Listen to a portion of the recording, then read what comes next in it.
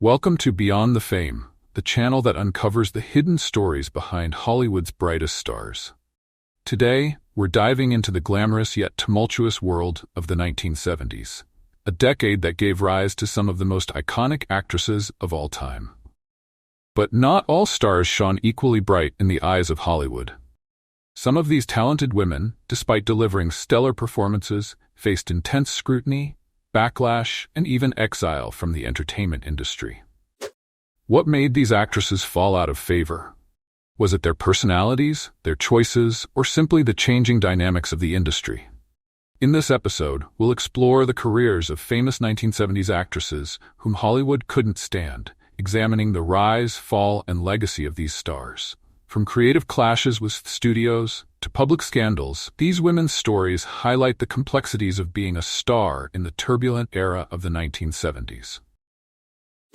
The 1970s were an exciting time in Hollywood, marked by the rise of New Hollywood, a movement that embraced gritty realism and character-driven narratives. This era produced groundbreaking films that departed from the polished glamour of the Golden Age, focusing instead on flawed characters and darker themes. With these changes came new opportunities for actresses, but the industry also became more demanding and competitive. Many actresses who had reached stardom by the 1970s struggled to navigate the shifting landscape. Studios expected stars to conform to their vision, and actresses who sought creative control or expressed controversial opinions often found themselves at odds with powerful executives. Additionally, the media became increasingly intrusive, turning actresses' personal lives into public spectacles. Some actresses defied expectations and thrived despite the challenges.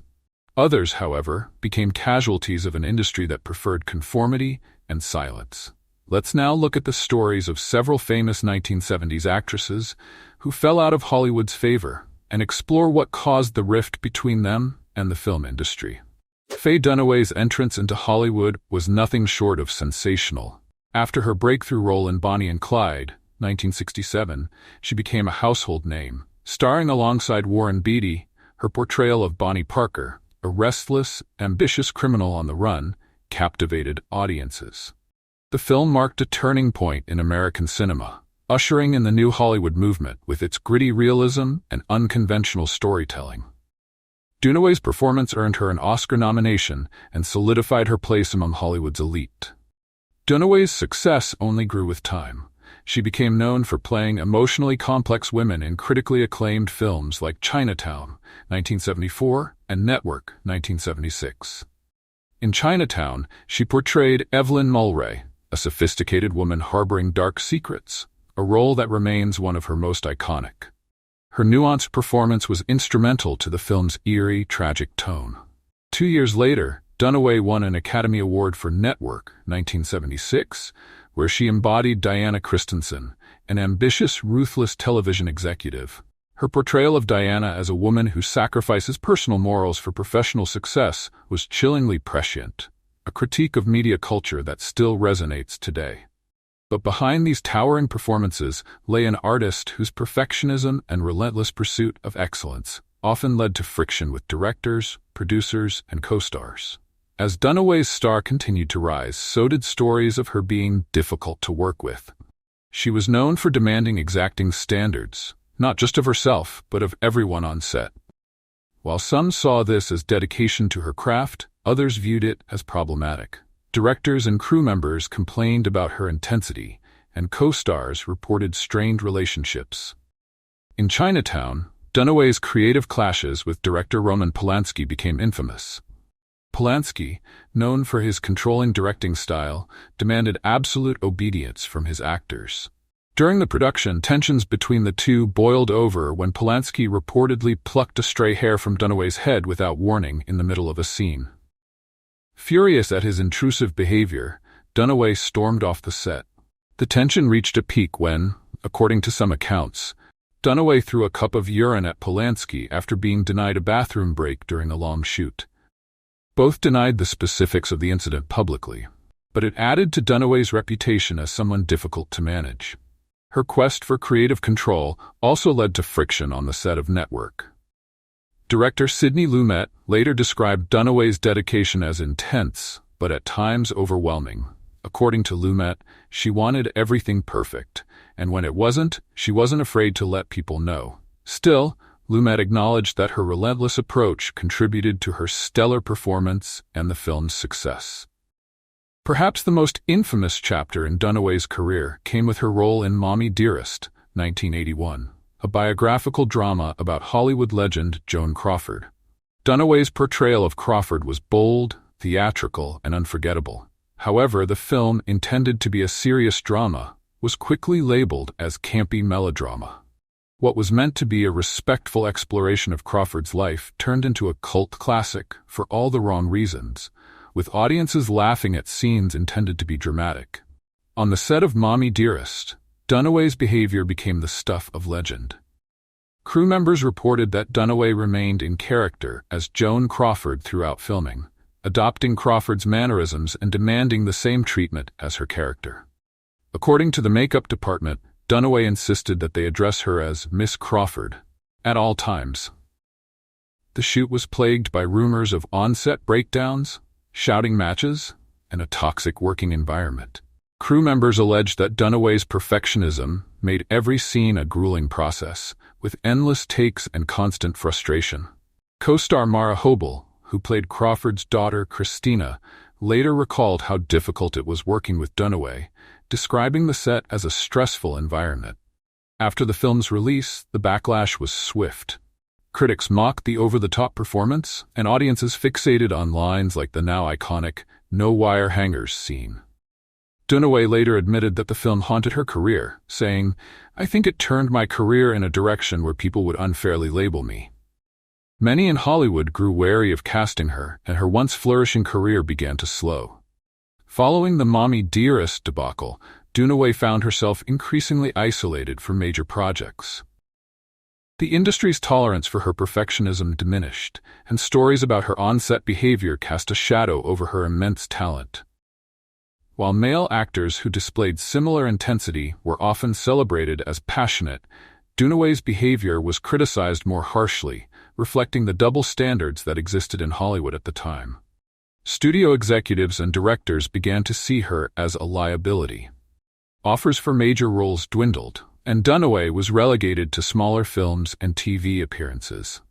In interviews, she expressed frustration with the way she was treated, lamenting that Hollywood seemed to forget her earlier successes.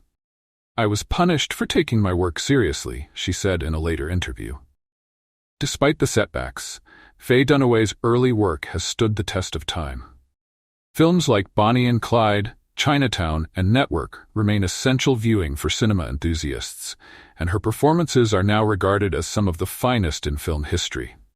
Critics have reassessed her career, recognizing that her reputation for being difficult was often the result of her unwavering commitment to excellence. Dunaway has also made efforts to repair her public image.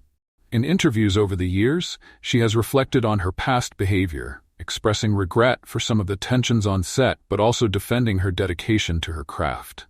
"I'm not ashamed of demanding the best," she once said. "If you want to create something lasting, you have to fight for it." Although Mommie Dearest remains a controversial point in her career, it has also gained a cult following, with many fans appreciating Dunaway's fearless performance. Some even argue that her portrayal of Joan Crawford was ahead of its time, capturing the complexity of a woman trying to maintain control in a ruthless industry. Faye Dunaway's career is a story of brilliance, controversy, and resilience. At her peak, she delivered performances that remain unparalleled, portraying characters that were complex, flawed, and captivating. However, her pursuit of perfection often put her at odds with Hollywood, leading to a reputation that overshadowed her achievements.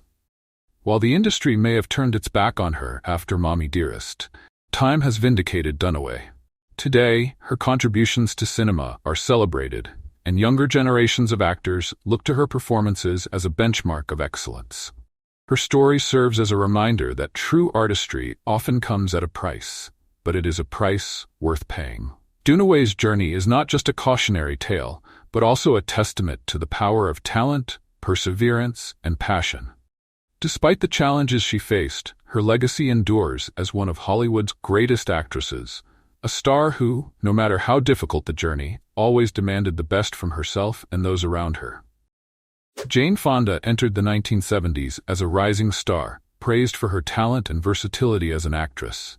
Her performance as Bree Daniels, a call girl entangled in a complex mystery, in Clute, 1971, earned her an Academy Award for Best Actress and cemented her position as one of Hollywood's leading figures.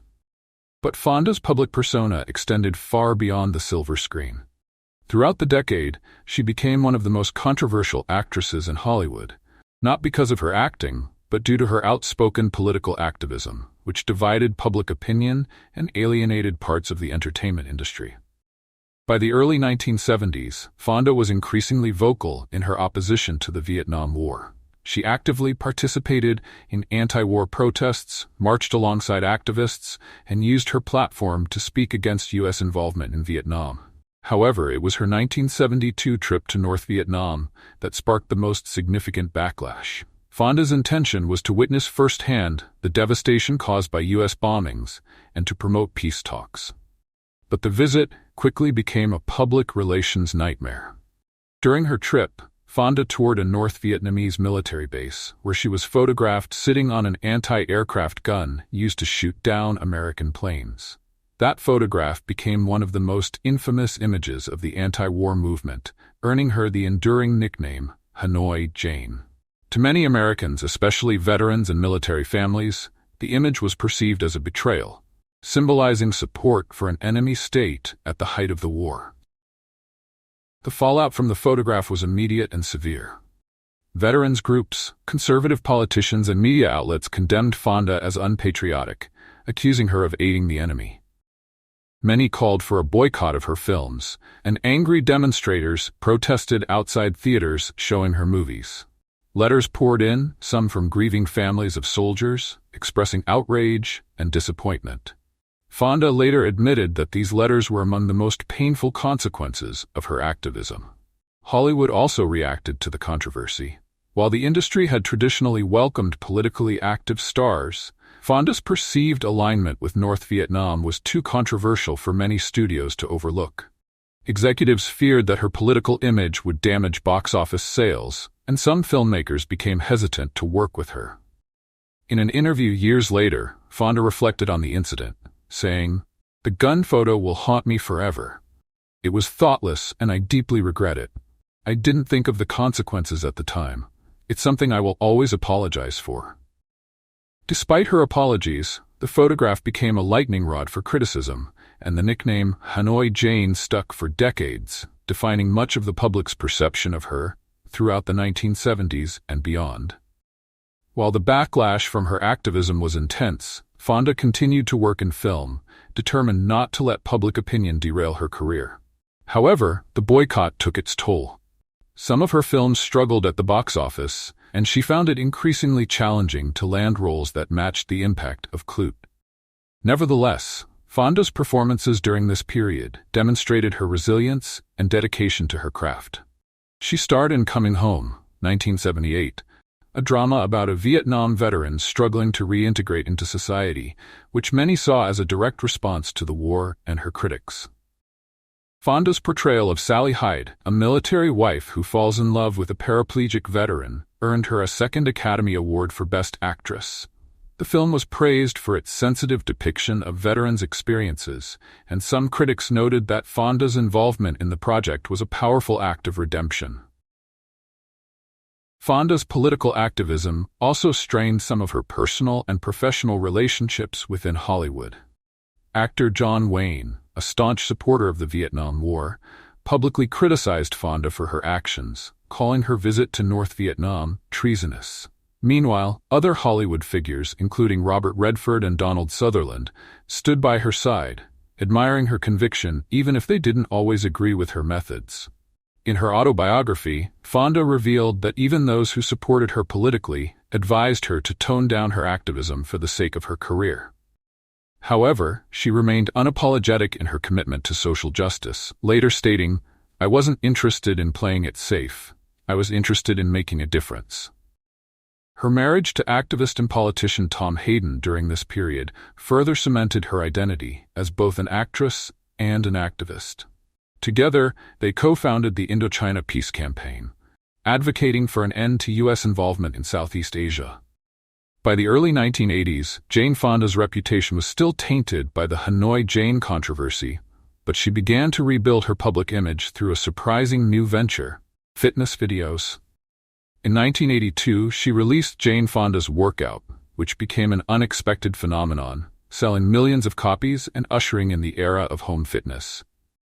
The success of the workout videos allowed Fonda to connect with a new audience and helped soften her public image. Fonda's fitness empire, combined with her continued activism, presented her as an empowered, dynamic woman, a far cry from the unpatriotic image that had plagued her for years. Her career also experienced a resurgence, with well-received performances in films like The Morning After, 1986, and On Golden Pond, 1981, the latter earning her an Academy Award nomination and reigniting her connection with Hollywood. Fonda's journey from public villain to cultural icon is a testament to her resilience. Although the Hanoi Jane controversy will always be a part of her legacy, Fonda has managed to reshape the narrative over the years, earning widespread respect for her activism and artistic achievements. She remains unapologetic about her political beliefs, but has expressed regret for the pain caused by the infamous photograph. In 2015, she addressed the issue again, saying, "I don't regret my trip to North Vietnam, but I regret being photographed that way. It was thoughtless, and I'm sorry for the hurt it caused." Today, Fonda is celebrated not only as an Academy Award-winning actress, but also as an advocate for women's rights, environmental causes, and social justice. In 2019, at the age of 81, she was arrested multiple times during climate protests, proving that her passion for activism remains as strong as ever. Her ability to evolve and remain relevant over decades is a rare feat in Hollywood. Fonda's life and career serve as an example of how one can overcome controversy and continue to make a meaningful impact, both on screen and off. Jane Fonda's career is a story of triumph and controversy, marked by bold choices that often put her at odds with Hollywood and the public. While her activism during the Vietnam War generated intense backlash, Fonda refused to back down or compromise her beliefs.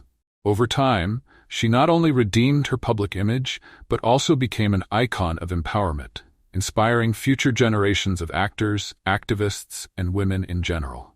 Her performances in films like Clute and Coming Home showcase her extraordinary talent, while her dedication to social and political causes highlights her unwavering commitment to making a difference. Fonda's legacy is not just that of an actress. It is the legacy of a woman who dared to challenge the status quo, regardless of the consequences. Ali MacGraw's rise to fame seemed like a Hollywood fairy tale. In 1970, she captivated audiences with her performance as Jenny Cavallari in Love Story, a romantic drama that became a cultural phenomenon. Her portrayal of Jenny, a young woman diagnosed with a terminal illness, alongside Ryan O'Neal's Oliver Barrett, struck a chord with viewers worldwide. The film not only became a massive box office hit, but also earned MacGraw a Golden Globe and an Academy Award nomination. At that moment, it seemed like she was on the cusp of a long and successful career. However, MacGraw's career would never again reach the same heights.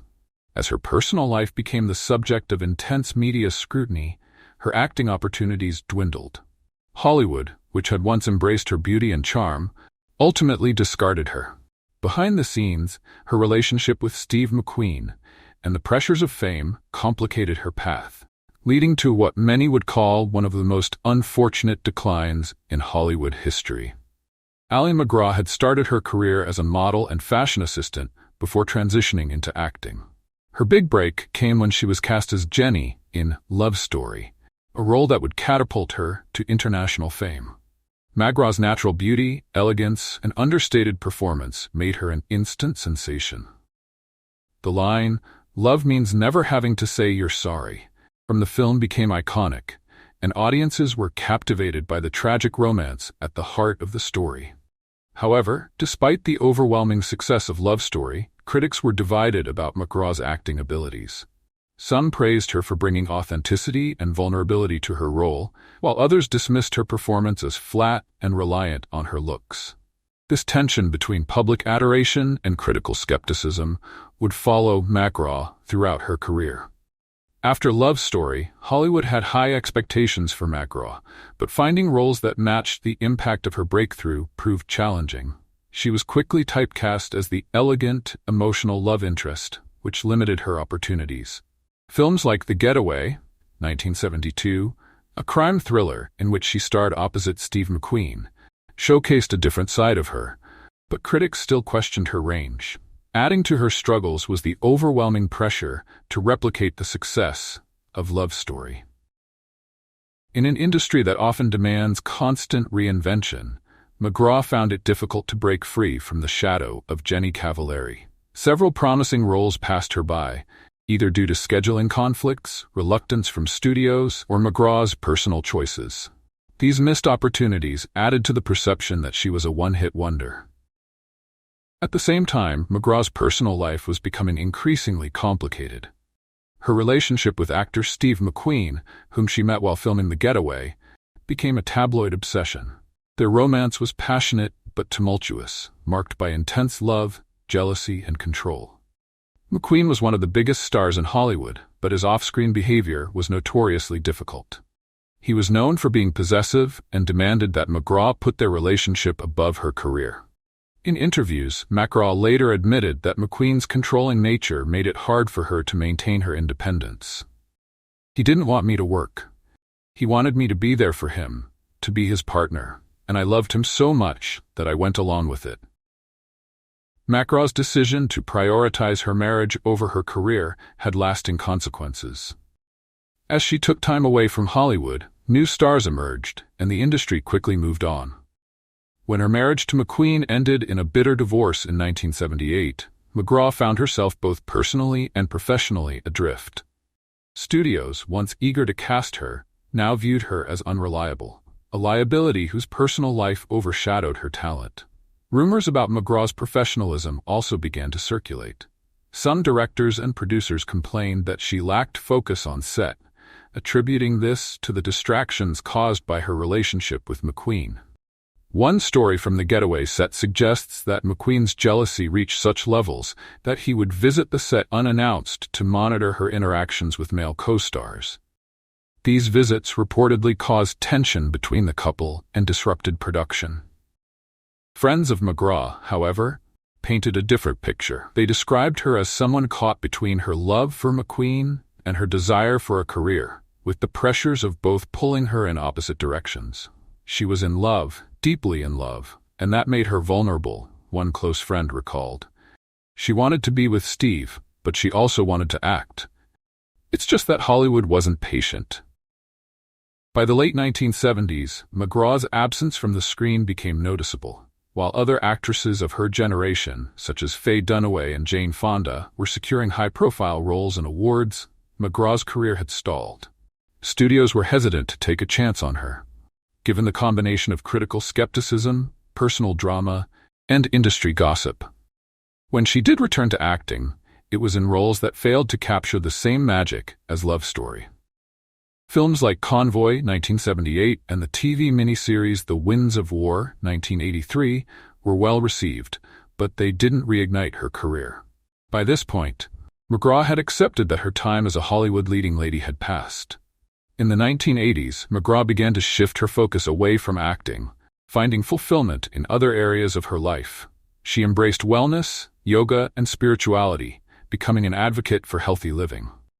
MacGraw later wrote about her journey in her memoir, Moving Pictures, where she candidly reflected on her struggles with fame, her love life, and her personal growth.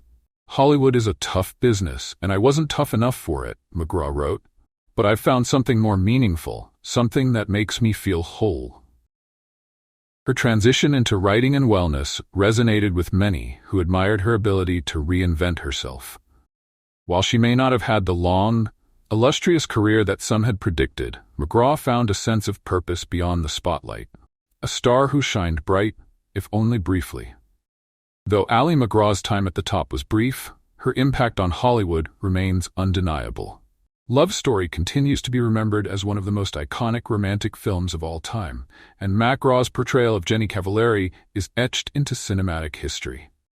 Her journey serves as a cautionary tale about the pressures of fame and the difficulties of maintaining a career in Hollywood. However, it's also a story of resilience and self-discovery. MacGraw may not have achieved the lasting stardom that many expected, but she found fulfillment on her own terms, through wellness, personal growth, and artistic expression. In recent years, MacGraw has re-emerged in the public eye, participating in interviews and retrospectives that celebrate her contributions to film. While Hollywood may have moved on, her legacy endures as a symbol of beauty, vulnerability, and the power of reinvention. Ali MacGraw's story is one of love, loss, and personal transformation. While her career in Hollywood may have been fleeting, the impact she left behind is anything but insignificant. She captivated audiences with her beauty and charm, endured public scrutiny, and ultimately found peace in a life beyond the silver screen. Barbra Streisand is widely regarded as one of the most talented and influential entertainers in Hollywood history. From her early success as a singer to her acclaimed performances in films like Funny Girl, 1968, The Way We Were, 1973, and A Star is Born, 1976, Streisand became a force to be reckoned with. However, her journey to the top was far from easy. Streisand's unwavering dedication to artistic control and perfectionism often led to conflicts with studio executives, directors, and co-stars. While male actors and directors who sought creative control were often praised, Streisand's efforts were frequently interpreted as arrogance or stubbornness. Hollywood was not prepared for a woman who wanted to manage every aspect of her work, and the resistance she faced became a defining aspect of her career. Yet, Streisand persisted, proving her critics wrong and leaving behind a legacy that redefined what it meant to be a female artist in the entertainment industry. Barbra Streisand's big break came with Funny Girl, 1968, a film adaptation of the Broadway musical in which she portrayed comedian Fanny Brice.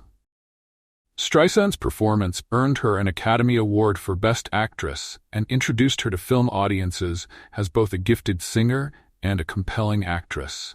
Despite her success, stories of on-set disagreements with director William Wyler began to surface.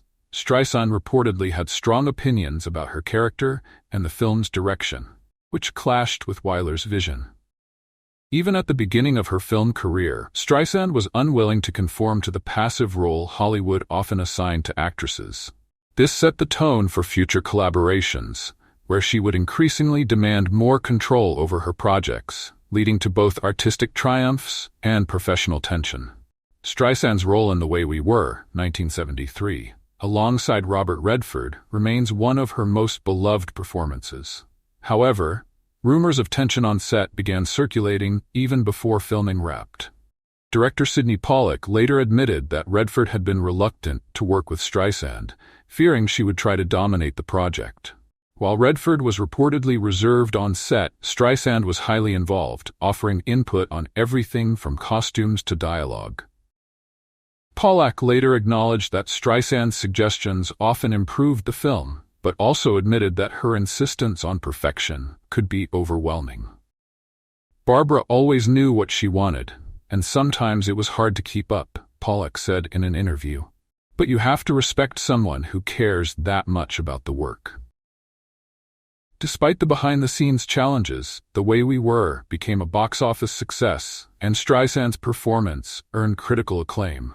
However, the tension with Redford fueled rumors that Streisand was difficult to work with, a reputation that would follow her throughout her career. By the time Streisand began working on A Star is Born, 1976, she was determined to have full creative control. The film, a remake of the 1937 classic, was a passion project for Streisand, and she was involved in every aspect of the production, from casting decisions to script rewrites and even the film's soundtrack.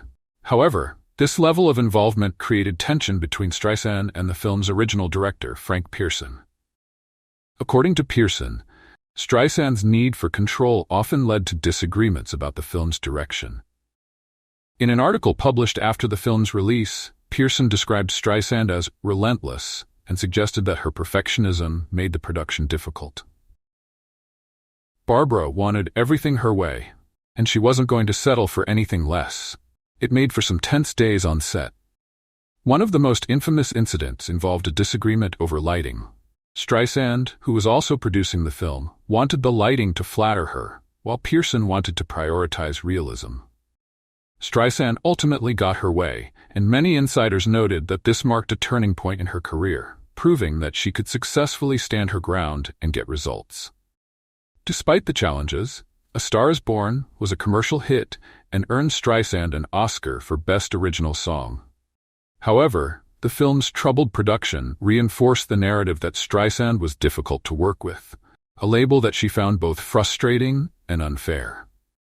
Streisand's insistence on creative control came at a time when Hollywood was still dominated by male directors and producers. Many of the behaviors for which Streisand was criticized, such as demanding perfection and taking control of the creative process, were celebrated when exhibited by men. Directors like Stanley Kubrick and Francis Ford Coppola were lauded for their obsessive attention to detail, while Streisand was often dismissed as controlling or high maintenance. In interviews, Streisand has reflected on the double standards she faced throughout her career. If a man wants things to be perfect, he's called a genius. If a woman does the same, she's called difficult, she once said. The criticism she faced only strengthened Streisand's resolve to carve her own path. Rather than compromise, she doubled down on her commitment to creative control, eventually moving into directing and producing. In 1983, Streisand became the first woman to direct, star in, and co-write a major studio film with Yentl, a musical drama about a Jewish woman who disguises herself as a man to study religious texts. Streisand's decision to take on multiple roles in the film was unprecedented at the time, and the project was met with skepticism from both studios and critics. The production of Yentl was fraught with challenges, including budget overruns and delays. Streisand's perfectionism once again came into play, with some crew members reportedly complaining about her micromanagement. However, Streisand's hard work paid off. Yentl was a critical and commercial success, earning multiple awards and proving that she was not only a talented performer, but also a visionary director. Despite the film's success, Streisand was notably snubbed by the Academy Awards, receiving no nomination for Best Director. The oversight sparked outrage among her fans and supporters, who viewed it as evidence of the industry's resistance to recognizing female directors. Streisand herself later commented on the snub, saying, "I guess I broke too many rules." Throughout her career, Streisand faced relentless criticism for her insistence on creative control, but she never let the negative press deter her. Instead, she used her platform to push for more opportunities for women in the industry. In addition to directing and producing, Streisand became an advocate for gender equality in Hollywood, calling for more representation behind the camera. Her achievements in music also continued to soar. In addition to her film career, Streisand's recording career flourished, with her albums topping charts and winning numerous awards. She became one of the few artists to achieve success in film, television, and music, solidifying her place as a multi-talented icon. Today, Barbra Streisand is celebrated not only for her artistic achievements, but also for her role in breaking down barriers for women in Hollywood. Her determination to control her creative vision paved the way for future generations of female directors and producers, inspiring artists like Reese Witherspoon and Greta Gerwig to follow in her footsteps. Streisand's story is one of perseverance in the face of resistance. While the industry often labeled her as difficult, Streisand proved that being uncompromising in your vision is not a flaw but a strength. Her legacy is a testament to the importance of creative control and the power of persistence in a challenging industry. Tuesday Weld, born Susan Kerr Weld, is one of the most enigmatic figures in Hollywood's history. Known for her beauty, raw talent, and rebellious spirit, Weld carved out a unique path in the film industry, rejecting the traditional trajectory that most actresses pursued. In a world that demanded conformity, Weld stood apart by prioritizing her personal freedom over mainstream success.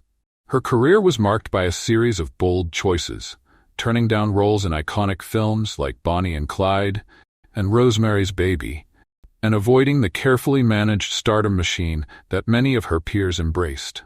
While her unpredictable nature frustrated directors and producers, her work remains a subject of admiration among cinephiles and actors alike. Weld's refusal to conform made her a cult figure rather than a household name, and she remains one of the most fascinating what-if stories in Hollywood history. Weld was thrust into the limelight at an early age, modeling to help support her family following her father's death. By the time she was 12, she had already experienced the darker side of fame. Her early success came at a cost. She suffered from mental health struggles, including depression and anxiety, which were exacerbated by the pressures of being a child star. Weld later revealed that she had attempted suicide at just 12 years old, saying, "I had no childhood. I was a mini-adult at 10. These early experiences shaped Weld's view of fame as something suffocating and destructive. Unlike many of her contemporaries, she did not crave adoration or recognition. This aversion to Hollywood's star-making machinery would later define her career and set her apart from actresses chasing mainstream success. Throughout the 1960s and 1970s, Weld made a name for herself by delivering compelling performances in independent and offbeat films. However, she became equally known for the roles she turned down. Most famously, Weld declined the lead roles in two of the most influential films of the era, Bonnie and Clyde, 1967, and Rosemary's Baby, 1968. Director Arthur Penn initially approached Weld to play Bonnie Parker in Bonnie and Clyde, opposite Warren Beatty. Penn believed Weld's combination of beauty and intensity would bring a unique dimension to the character. However, Weld rejected the role, reportedly telling Penn, "I don't want to be a star. I want to be an actress." Similarly, Roman Polanski offered Weld the lead role in Rosemary's Baby, a film that would go on to become a horror classic. Weld once again turned it down, citing her reluctance to commit to a long, demanding production. The role eventually went to Mia Farrow, whose performance became iconic. While these refusals baffled directors and producers, they underscored Weld's resistance to being boxed into a certain type of fame. Directors and producers found working with Weld to be a mixed experience. While she was undeniably talented, her unpredictable behavior on set often created challenges. Weld was known for her mood swings and for walking away from projects if she felt they compromised her artistic integrity. During the filming of Play It As It Lays, 1972, based on Joan Didion's novel, Weld delivered one of her most acclaimed performances as Maria Wyeth, a depressed actress navigating a breakdown. However, production insiders reported that Weld's behavior on set was erratic. Some days she was deeply committed to her role, while on other days she seemed detached and disinterested. Director Frank Perry later commented, "Tuesday brought something to the role that no one else could have, but working with her was always unpredictable." Weld's refusal to conform to Hollywood's expectations frustrated many in the industry, and over time she became known as someone who could not be relied upon to carry mainstream projects. Yet, those who worked closely with her often praised her talent. One producer noted, "Tuesday was like lightning in a bottle. You couldn't control her, but when she was on, she was better than anyone." Throughout her career, Weld struggled to balance the demands of fame with her desire for a private life. She had high-profile relationships with several notable figures, including Elvis Presley, Al Pacino, and singer-songwriter David Crosby.